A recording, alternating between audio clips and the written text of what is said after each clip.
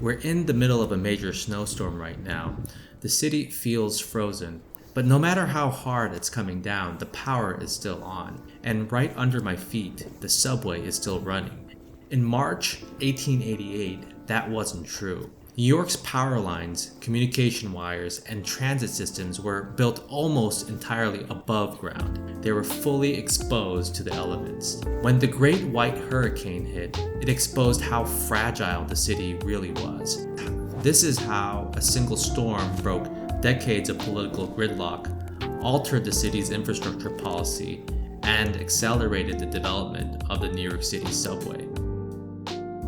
By the late 19th century, New York was growing at an explosive rate, but most of its infrastructure had simply been added onto an older city. Critical systems sat fully exposed to severe weather with no redundancies built in. Telegraphs, telephones, and new electric grid depended on thousands of overhead wires. In some neighborhoods, the sky was barely visible. The streets were wrapped in a web of cables. For transit, the city relied on the L's, steam trains running 35 feet above the streets. New York had pushed above-ground infrastructure as far as it could go. Everything essential was exposed. On March 12, 1888, that vulnerability was tested. Temperatures dropped to near 0 degrees Fahrenheit. More than 20 inches of snow fell. But it was the wind that proved catastrophic, with gusts reported as high as 85 miles per hour.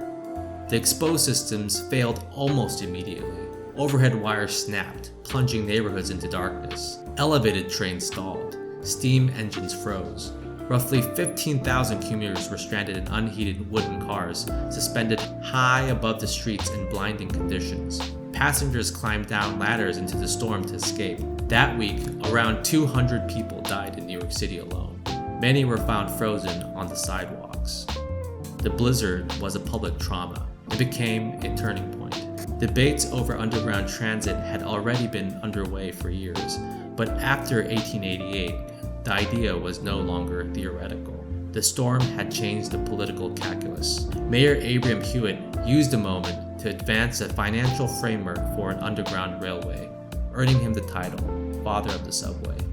At the same time, the city moved to force utilities underground. The storm caused an estimated $25 million in property damage.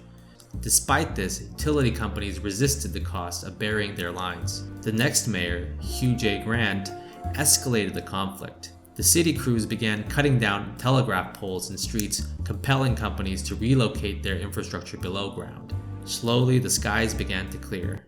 In 1900, the city awarded a $35 million contract to build the first 9 miles of underground track.